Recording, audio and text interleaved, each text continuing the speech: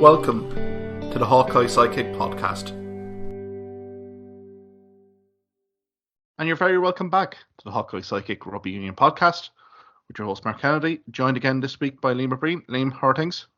It's good to be back, Mark, after the Christmas break anyway, yeah? Absolutely. Happy New Year to you, Liam. Happy New Year to everyone that's listening to the podcast last year. Hope you had a good festive period and looking forward to a good 2023. I suppose, Liam, this episode will focus on Munster Rugby, and we'll also look at the URC action during the festive period, looking at the 4 Irish provinces, and then looking at our round 3 of the Heineken Cup and the Challenge Cup as well. So, Liam, I suppose we'll start first off Munster Rugby. Plenty of news coming from the province since we last spoke. I suppose, namely, some transfer rumours over certain Malcolm Marks that seem to be unfounded. The confirmation of the news of Ben Healy leaving Munster at the end of the season to join Edinburgh. And then thirdly, the news that Mossy Lawler is departing Connacht Rugby, a skills coach, to take a similar position with Munster Rugby. So I suppose maybe we'll get your thoughts first on maybe Ben Healy first, because that's caused a bit of a stir among fans and social media alike. What's your viewpoint on that decision from Ben to move to Pastors New? Oh, I think from a purely rugby point of view and career development point of view, it's a no-brainer for him. And I think everyone who's kind of analysed it since his announcement will be of the same view. Yeah, I wish him good luck, because he's clearly, third choice Munster, probably 7th choice Ireland.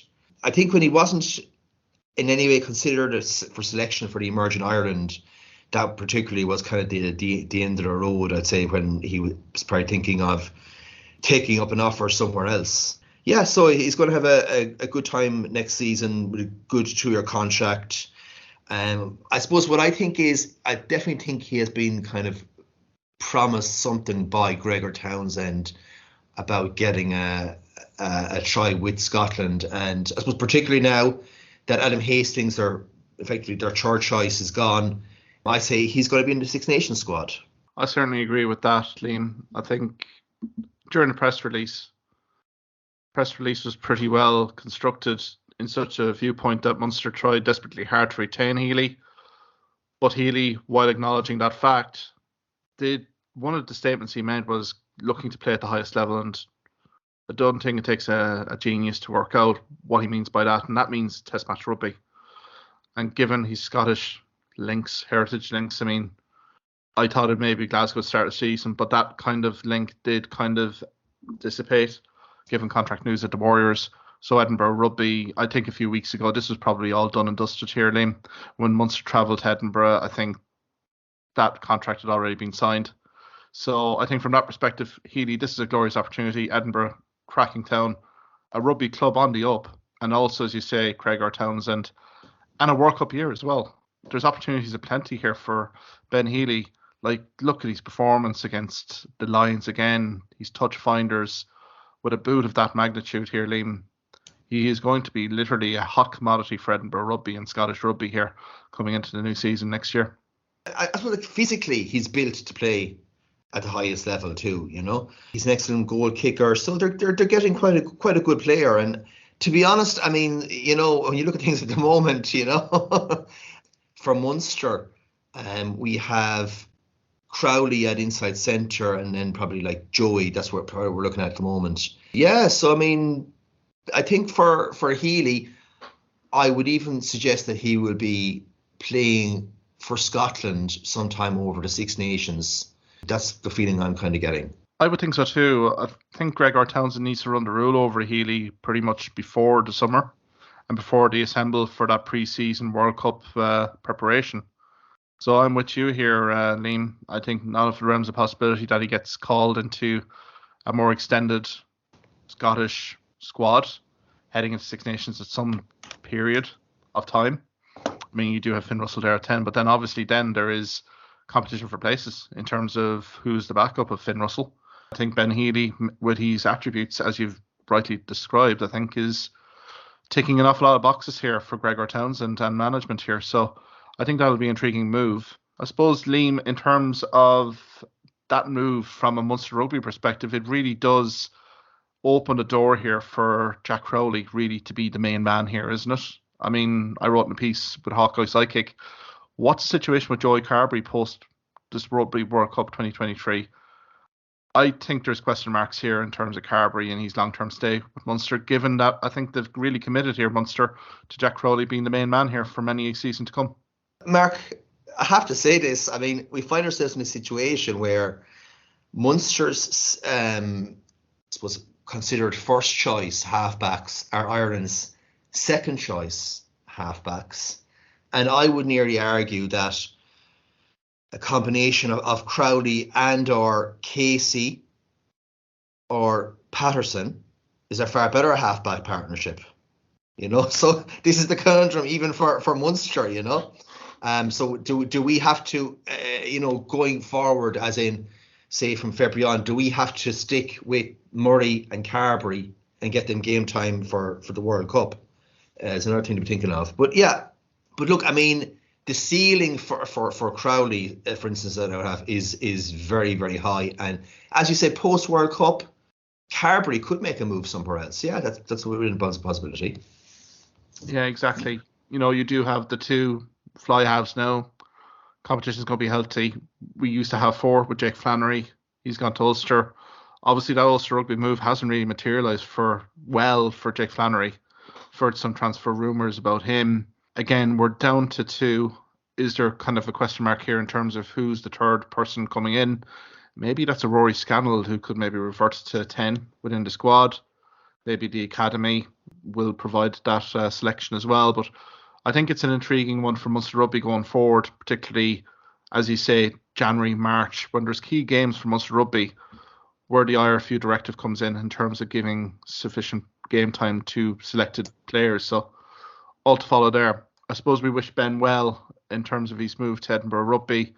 Looking forward to see his progression in his career, and hopefully he gets his opportunities in terms of test match level. I suppose, Liam, as well, the news of Mossy Lawler joining Munster Rugby as skills coach for next season, departing Connacht Rugby, where he's very highly regarded. A nice coup here, I think, for Munster Rugby.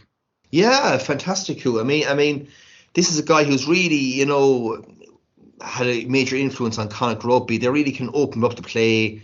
There's such incisiveness when they attack. And, a lot of that is down to Mossy Lawler. So it's going to be a good fit, I think, for next season as skills coach. And I'm delighted that he's back working with him in the province. Mossy Lawler knows everything that needs to be known about Munster Rugby, given his extensive playing career with Munster, Shannon Rugby Club. He knows the Munster Rugby fabric inside out. So I think his relationship with Mike Pendergast as well, they're going to hit the ground running. They have the same ethos, same vision in terms of the game plan. So I think this all bodes well, I think, from a Munster Rugby perspective, even adding 1 or 2% more in terms of skill, coaching drills and ability to identify new kind of tips and tricks won't go unnoticed here. So I think Mossy Lawler, it's a good move for Mossy Lawler. I think in terms of Connacht Rugby, there does seem to be a bit of a vacuum at the moment in terms of Connacht Rugby. Head coach departing, comments in terms of certain backroom staff not being interviewed for the Connacht Rugby role is creating a bit of a vacuum, whether Connacht Rugby board deny it or not. I think this is maybe necessitating probably Mossy Lawler's decision to head back to Munster Rugby. So I think it's a great appointment here for Munster, and looking forward to pre-season and seeing what Mossy Lawler can provide to the team and the squad overall. Also, Malcolm Marks. Where did this rumour come from, Liam?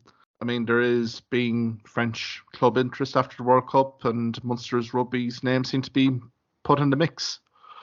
I didn't think that this was going to be a starter, just given probably his salary demands. But what was your reaction when you heard speculation on Malcolm Marks? Because I know you're a big fan of his. Yeah, of course. I was getting excited with like himself and O'Mahony and Byrne in the same team.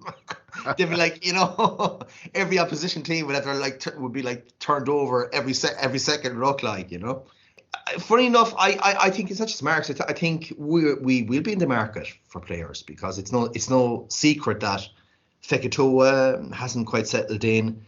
I still think the Sneeman has to be the next month or two. It has to be just mutual consent statement issued by all parties. So what I'm looking at is we won't have any foreign or non-Irish qualified players. So we will be able to sign maybe 2 guys for next season. And I actually thought that if you add up the wages for Fekitoa and Sneeman, it probably would actually, in fact, cover Malcolm Marks, So, but anyway, look, you could also look at it another way cynically, where you could say it was just a ploy from agents and the like to kind of spike up more interest among the French clubs as well. I think the latter. I think you've hit the nail on the head. I think representatives for Marks, maybe not the agent, but I think people knowing Marks probably did go to the media in South Africa, really drumming support. It takes two to tango. So maybe looking for maybe an elevated terms and conditions from a prospective club. Now, I think this will all get announced in the next week or two, where Malcolm Marks is going to play his rugby post 2023. I mean, Liam, he's a fantastic player, fantastic attributes in terms of hooker, great line out thrower, dynamic around the ball, superb breakdown operator. So I think from that perspective, he takes an awful lot of boxes, but it is that situation with Munster and the personnel. It's all well and good with Ben Healy departing, but there needs to be acquisitions from Munster Rugby here. And I think the fact of the matter is, I think Munster are going to have to recruit quite cleverly, in the next few weeks, particularly in key positions. I think still 3/4, I think front row, particularly, and even at 10, maybe looking at their depth chart there. I think, Mark, you and I should have a look into that, for the next, kind of earmark some players that are, seriously, that are well worth looking at least. I'm not talking about a Malcolm Marks or an Owen Farrell, but like guys at the next level down who are still very much worth a look. Oh, absolutely. I think we'll certainly do a podcast episode on that, Liam, no doubt, because you look at the Gallagher Premiership at the moment and the governance. I think certain clubs are going to actually have to release players to kind of get books to balance. So I think there's quite a few players here that Munster could definitely avail of. But I think Marks definitely, I'd be very surprised if that rumour does resurrect again, given Dennis Leamy's comments during the week. And I think it was good for Leamy just to close off that angle, because it was coming a bit of a side issue here for Munster to have to deny or confirm those reports. So I think kudos to Dennis Leamy. But again, it does highlight the need from Munster Rugby's perspective. Front row, I think, is going to be an urgent area where they're going to have cover, particularly with the World Cup coming up and next season, if they want to challenge with the big boys. And to be honest, I'm quite worried about the Toulouse away game. Exactly. I mean, if we have, those props, seriously, it's quite scary, I suppose we can get to it, because I know the Lions arrived to Musgrave Park. I mean, the wind and the rain on Friday night was just incessant, and I think credit to Munster Rugby for the performance that they produced. But the one aspect on that performance, it stuck out like sore thumb, was in terms of the set piece and the scrummaging. And I think, Liam, to be fair, from a video analysis perspective from Munster Rugby, I think they can see in terms of squad depth, in terms of prop situation, that there is need for improvement, certainly after that cameo, despite the 33-3 win over the Lions. Yeah, there is. I mean, look, that first 20 minutes in terms of the scrummaging, we kind of rode our luck, and there was a time there, I suppose, where they had 3 or 4 scrums in a row, and we were lucky to get out of there.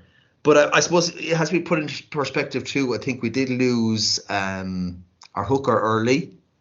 So Scotty Buckley came in early, and then we lost Wycherley as well for Kilcoyne. Probably you could argue again that might have strengthened things, but there was a bit of unsettling there. And after that, to be fair, we did kind of, the rest of the game, we had parity after that, I think, in the scrums. Yeah, maybe a touch harsh for myself, but the Lions, I think, were very aggrieved, particularly in that opening period, that a yellow card wasn't issued by Holly Davison, particularly with the dominance in the scrum. And maybe another match official would have taken more of the view of Munster in terms of their scrummaging, particularly in that second quarter particularly.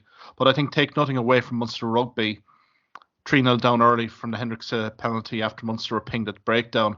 But the response again, and I repeat this in the podcast, the resiliency of this group of players, again, to respond. First try in 10 minutes here, Liam, and I suppose Ben Healy's superb touch finder against that breeze was phenomenal, and then the pack did the rest with Scott Buckley touching down.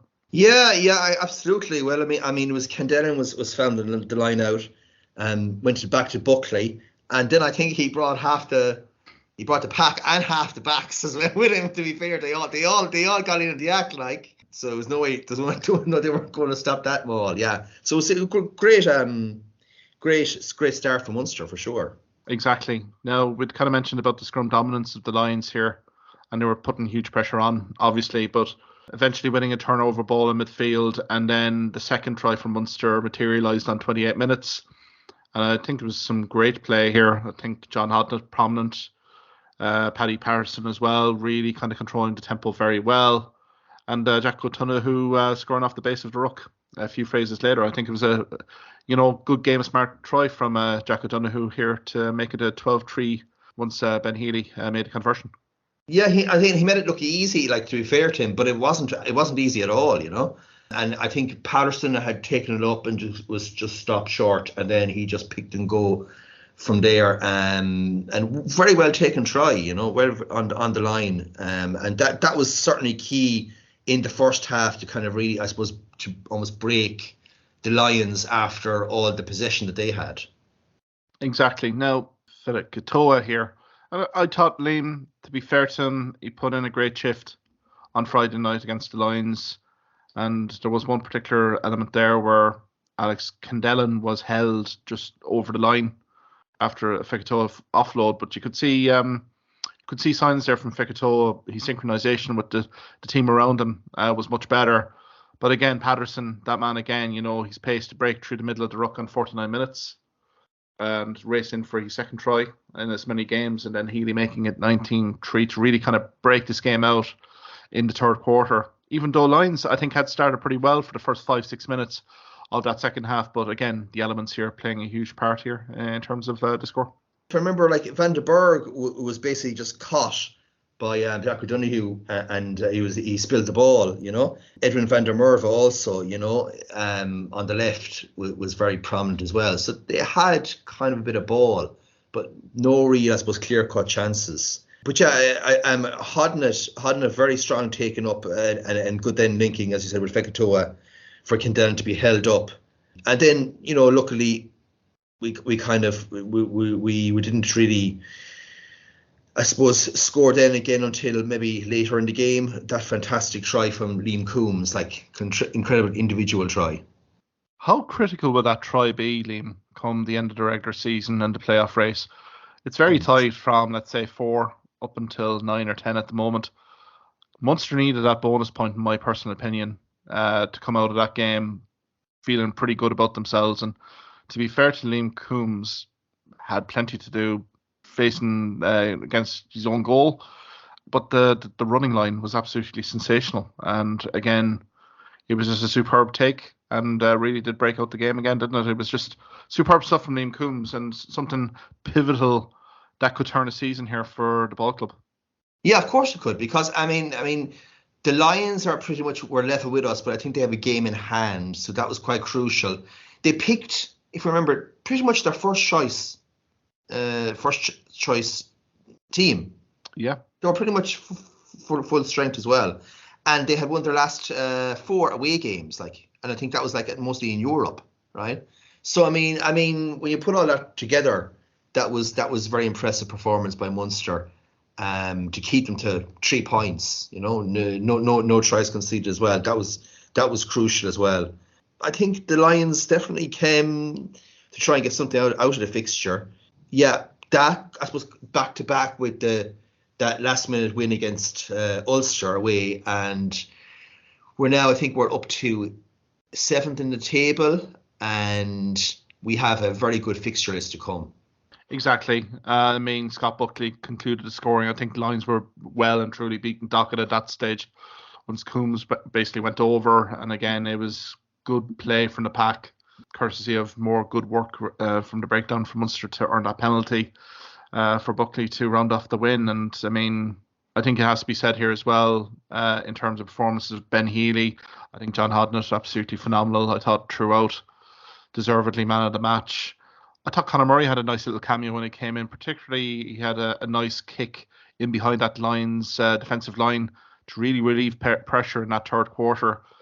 Dan Goggin coming in and making a kind of an instant impact with that penalty turnover. So I think all in all here, Liam, I think it was a continuation again of good form from the Ulster game.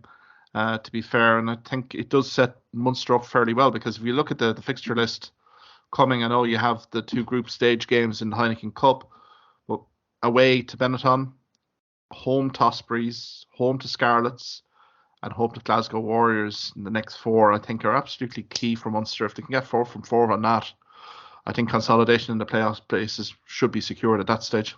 Yeah, and now I think, I think it's well possible for us to win the 4 and to get up to, potentially as high and realistically as the highest 5th. We won't get beyond that, but if we can get to 5th, I mean, that would be just tremendous altogether. And it's very, very well doable. But also, I think now that the whole Six Nations thing comes into it for the fixtures after this, from the 28th of January. And we would have good kind of backup players, say compared to Benetton. And then we're playing the 2 weakest Welsh sides on the table. So yeah, I mean, those certain 3 fixtures are very winnable. Glasgow ourselves will be a right ding dong battle altogether. But I'm very confident that we can get 4 positive results there. I'm with you there, Liam. I think Six Nations, again, whenever the international break happens, particularly before the November international series, particularly with the Six Nations, it really does test your squad depth. And these are the results that really do define the playoff order. When you come into the season, there's marginal differences between sides, but really these international windows do kind of emphasise where teams are going to be placed. And I definitely agree with you there. Benetton's Italian contingent will be away on international duty, a little bit more, I suppose, comfortable. Not as precarious as maybe Ulster last weekend with their loss to Benetton against a fully loaded Benetton side. I think the Ospreys have progressively improved, but again, the Ospreys Scarlets, there will be Welsh representation there, obviously, from both those ball clubs. And I think that Munster Glasgow game, it just, for me, I have the Biro highlighted on this. I think this makes or breaks both their teams' seasons in the URC. Whoever wins this elevates their chances of playoff success. So, I mean, it's imperative for Munster to do the business here at home, and that homestand particularly, before you head on a plane to South Africa to face the Stormers on the 15th of April and then the Sharks on the 22nd. And, you just never know with the Stormers and the Sharks playoff consolidation here. They may decide to play, maybe fringe players. You just never know. But I think Munster need to get their house in order before they actually go to South Africa. They can't be depending on results in South Africa here to kind of secure their playoff berth. But I think all in all, very exciting. I suppose, Liam, the URC, the festive period, New Year, what else stuck out from you in terms of headlines, in terms of the league? Well, look, I mean, look, it's, we didn't mention it, but like that performance away for Munster to Ulster, to win like that at the death was absolutely brilliant, Again, you could say that was almost as season defining as well, So what's happening now is, look, we had 3 or 4 fixtures realistically that we should have won at the beginning of the season, and then we'd be a completely different place now even.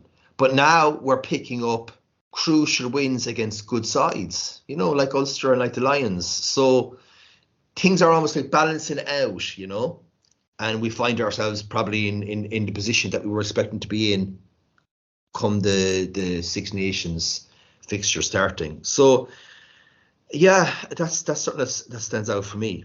There's a few things. I think the Ulster Rugby season again took a bit of a turn again, particularly with that late loss against Munster. Maybe they felt they may have turned a corner with a win against Connacht in the sports ground, but again, that was a collapse in the last 10 minutes against Connacht.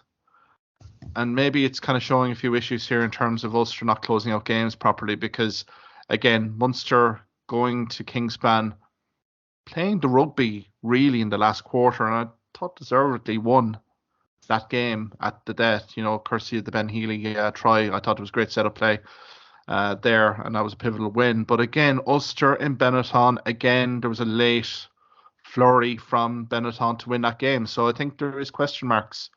And plus the fact that your head coach is now throwing players under the bus, essentially throwing the team under the bus, it just doesn't bode well here for Ulster. And I think it's a worrying development, I think, for Ulster. They're right in the chasing pack in terms of playoff push, and another 1 or 2 losses here, Liam, and Munster Rugby could be even above them which a few weeks ago would have been inconceivable. And I think as well as that, the other probably key story coming out of it is probably South African teams again, just to kind of see the prioritization on the league. I mean, the Sharks coming to Galway there last weekend with a pretty much skeletal squad. Head coach, first team were basically left behind. I think it really does expose some issues here in terms of scheduling for those South African teams coming over and European Cup action. I think it's something that needs to be evaluated by tournament organisers to maybe mitigate that, because I thought the integrity of the competition, particularly last weekend, I was at the game in Sports Ground, even though the Sharks gave it a good go in terms of the personnel, there was never a doubt that Connacht Rugby wouldn't win that match. And again, for the league organisers, I think it's a bit of a worrying development. But again, it's probably something that they can sit down and review with South African teams and schedules going into the new season.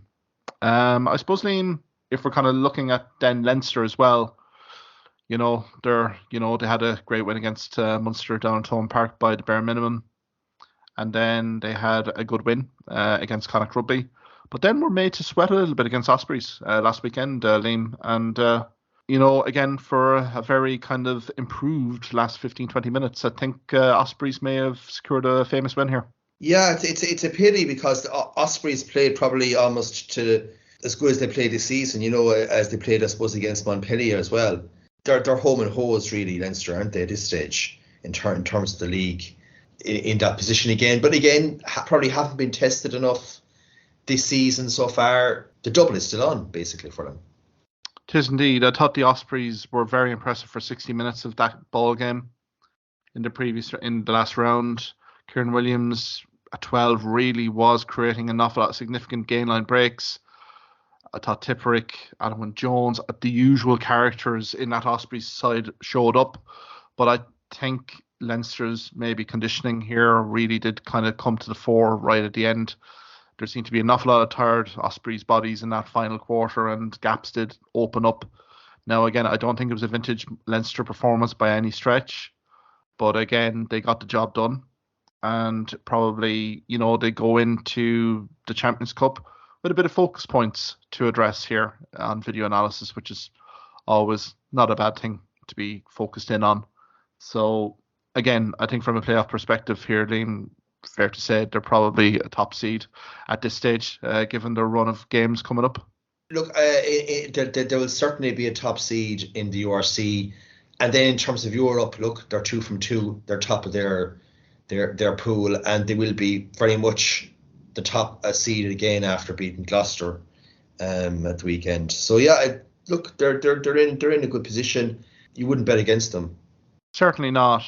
And I think from, let's say, a Leinster perspective, that top seed looks pretty ominous there. They are 11 points clear of the Stormers at the moment. Granted, Stormers do have a game in hand, but still, look at all the hard work that's been done here. And I suppose it's now the question of the key management decisions from the likes of Leo Cullen, Stuart Lancaster, in terms of rotating squads here, and particularly the South African trip, whether they do kind of what sort of squad selection they will bring down to South Africa here. So I think from that perspective, Leinster are in a very rosy position. Johnny Sexton, obviously facial injury, seems to be clearing up, looks to be available for the Ireland Six Nations fixtures, which is always good news. Yeah, to be fair, sky's the limit for Leinster at the moment anyway. They're well set up. Liam, can we get your viewpoints in terms of the Champions, the Heineken Cup really, and the Challenge Cup, the 4 provinces specifically, and maybe any other games that kind of whet your appetite? So it's the reverse from round 2. So Leinster travelling to Gloucester. We've Northampton Saints travelling to Thomond Park to face Munster. Ulster facing a very daunting challenge to Ronan Garra's La Rochelle. And then you've Connacht in the Challenge Cup playing a Brive side that really don't have any interest, but there was a bit of a feisty encounter between the two teams in round 2. I suppose, what are your viewpoints on these 4 provinces? Do you give any chance to Ulster, and maybe significantly, what are the bankers here from an Irish province perspective? Oh, well, the banker is actually, I'm not imagining to say this for the away fixture, but the banker is Leinster to win Gloucester away. That's an absolute banker. And like they could possibly win, I'm thinking maybe 15, 16 points, away from home. against Gloucester. I think that's the main one. And then definitely ourselves. Look, on Saturday, I would very much be expecting a bonus point again. Again, it depends what kind of a team that Northampton Saints are going to actually pick. Are they going to pick up Courtney Laws, because he is that crucial? He's absolutely that crucial. In terms of our team, we have something to think about. If Murray isn't quite available, who are we going to pick as scrum half? I think that's a big one. And of course, who we're going to pick at out half as well. But I think we'll have too much at home for Northampton Saints. So just to get the basic bonus point win for us. La Rochelle against Ulster, I think that could be a bit of a horrible evening for Ulster over in La Rochelle. I mean, their season is on the verge of collapse on the two fronts, and I think you could be looking at 20-point loss away there. And as for Connacht against Brive, I must say again, even though it was a second string Sharks side, we have once again had the final 20-minute collapse for Connacht, where they 24-0 became 24-12, you know. So that's really, for me, for Connacht, just to stick with it for even 70 minutes, you know. But I think Connacht will come away with the win against Brive. They're at home, and I think they'll get 3 tries, maybe just short of the bonus point. Yeah, I'd agree with you there in terms of Brive. To be honest, it was a very feisty fixture between Brive and Connacht, and we should have expected that given the former Connacht personnel on duty for Brive on the night, like Sammy Arnold and the likes. So they were going to be keen to make an impact. And I mean, for Connacht Rugby, it really has destabilised their season, particularly with the likes of Gavin Thornbury. Now, granted, the Murray brothers have been outstanding deputising for Gavin Thornbury, but I think Thornbury is such a big miss for Connacht in that front five. He's pure work rate and physicality. So that'll be interesting. And Paul Boyle as well has been sidelined since that game as well. So I think there might be a little bit of feistiness there. But you can only point to one direction here. I think Brive really haven't shown in terms of Challenge Cup away from home. They leaked a hell of a score to Cardiff Rugby at the opening round. So I think, to be fair, I think Connacht should be securing the 5 points here. And I know Andy Friend has been at pains to say that Challenge Cup hasn't been a priority, but I think it should start to be the priority now. Given their loss to Ulster Rugby, given their loss to Leinster Rugby, they're going to depend on results here, you know, given their schedule. So I think this Challenge Cup becomes even a more important competition for Connacht. So I would hope anyway, for Connacht's sake, that they can secure 5 points and then really kind of build on it heading into the Newcastle Falcons game in Kingston Park, because Newcastle have nothing to play for there either. So I think, you know, looking at probably a top 2 or 3 seed potentially out of their pool, which would be a great achievement and, you know, set them up well for the spring. Yeah, I think Northampton as well. I think big question marks over their team selection. They've La Rochelle come to Franklin Gardens on the Saturday, 21st of January. Do they kind of hold back on that? To me, they're very much an outside chance of a playoff right now. I think for me, this is all Munster. I think there's a bonus point here for Munster, really, if they can set the tone early. I think there's an awful lot of good vibes coming from the Munster camp, particularly after the training session in Thomond Park. So Northampton have been very topsy-turvy, you know, in terms of, you know, during the festive period here, Liam. They put 46 points past Harlequins on the 1st of January, but then turn around on the road to Sandy Park and league 35. So there's such a Jekyll and Hyde team, particularly home and away. So I think Munster should be well buoyed by that. I think the Franklin Gardens performance as well. I think they've seen the full array of attacking outlets that Northampton tried to throw at Munster, and Munster repelled them. So look, I think that's a 5-pointer there. Leinster, Gloucester. I think Gloucester have a point to prove here, Liam. You know, given that they put the B side over to the RDS, they have to prove here that their A side are competitive against Leinster. Personally, I don't see it. And I think that's definitely an easy 5 points there for Leinster. And I think for Ulster, for me, it'll be interesting to see who is playing number 10 for Ulster again in La Rochelle. Because for me, Billy Burns doesn't inspire any confidence at the moment in terms of his game management. And we talked about Jake Flannery at the start of the programme. He hasn't got a look in Ulster Rugby. Again, is it going to be Nathan Doak partnering John Cooney here? It's for me, it's precarious in terms of the halfback pairing right now, and that kind of seeps in terms of your kind of pack and your backline cohesion. I think I think Ulster have to basically produce a performance, but I don't think it's going to be anyway near a victory here, Liam. But I think they should give a good account of themselves. I'm thinking probably 10, 12-point win for La Rochelle going away. But I think there's probably a bit of animosity in terms of the La Rochelle home fixture, which had to go to Aviva, and to see if a sea of La Rochelle supporters on the ground. I think, you have to use motivation wherever you can here, Liam. And I think from that perspective, I think Ulster could give a defiant performance, but again, it's a very hard place to La Rochelle to go at any given point. So, yeah, it'll be a La Rochelle win. Do you see anything else here in terms of the fixtures here that may stand out here as maybe a stand-up moment for this weekend? Yeah, well, Clermont and say Leicester Tigers on the Friday. I think Clermont Tigers, that's always quite a cracking fixture, and there won't be much in it at the end, but I just feel that the Tigers have been left really in the halfpenny place, losing Sinfield and Borthwick kind of halfway through the season. Losing two, of your coaches is quite tough. Plus, they seem to have got two heavy losses back to back now in the Zurich Premiership. So I think they'll battle back, but they won't quite win. So a few points for Clermont there. I think looking at Sale and Toulouse, I think at this stage for Munster, it's better if the top two in each group, quite frankly, just keep winning. I kind of think we can go up the table. It probably would be bad, in fact, in every way for Sale to actually win against Toulouse. They'd be gone up the table. Toulouse then would have us in the final game, needing to win something badly, So that's a game that I'm looking at. Bulls Exeter could be quite an interesting game there. Bulls got hammered in the away fixture, but I think they're definitely going to turn things around in the return. Yeah, I'd kind of echo those sentiments there, Liam, particularly the Bulls Exeter. Particularly with Jake White and his emergency surgery there during the week. Pass on our best wishes to Jake White there, full recovery. But I think the Bulls have a point to prove, particularly in the Transvaal and the Versfeld, to Exeter Chiefs, who are, let's be frank about it, Liam, there's some key players departing the club at the end of the season, like Colin Dickey, Simmons, that's only a start.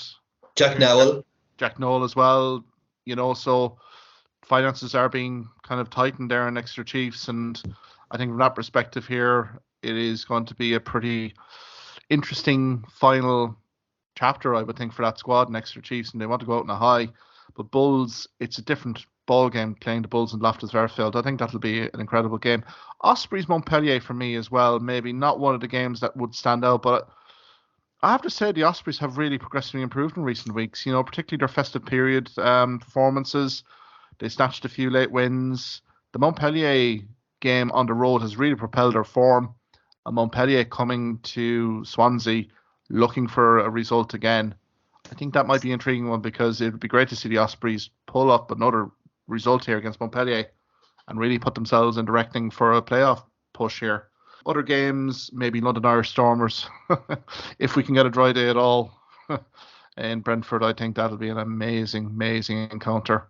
Both teams like to basically throw that ball, and I think, to be fair, one for the try-loving enthusiast there for sure. And then, of course, you have Racing 92 and Harlequins on the Sunday as well. Two teams that looked very evenly matched in the stoop. And, it's do or die for Racing 92 here, and also Harlequins for a certain extent. So it's real playoff knockout rugby there. So, again, I think there's an awful lot of fixtures here that do whet the appetite. I suppose, Liam, general thoughts in terms of kind of moving away from European Cup. There has been some personnel decisions in terms of England and Wales for their test match teams heading into Six Nations. You alluded to it there in terms of Steve Warwick being appointed as England head coach, Kevin Sinfield arriving as defensive coach. But the news of Nick Evans, former Harlequins fly half, coming in as an attacking coach, that looks quite an astute move given Nick Evans's style of play and how he would typically release a backline. So I think pretty exciting times there if you're an England supporter. Yeah, look, they've got a very good coaching ticket there now, haven't they? And as I said, it's something that England need. And it's kind of funny, he's obviously a very good attacking player in his day. and he'll bring good ideas. But I think he also has to really focus on the 10 jersey, you know, and decide who exactly is going to take on that 10 jersey. By extension, again, it comes down to that kind of balance in the English midfield, just not quite right. So that's something that he'll have to work on as well, I guess. Yeah, no, I think that's a key point. You know, even mentoring Marcus Smith, we know he's undoubted talent, he's potential, but I think it's fair to say his form has been a little bit inconsistent for England, particularly in the last 6 to 9 months. So I think it's imperative for Evans and Smith really to be on the same hymn sheet. I think that will happen. Maybe not immediately during the start of Six Nations, but I imagine when you get to latter rounds, I think you may see the Evans effect there in full effect.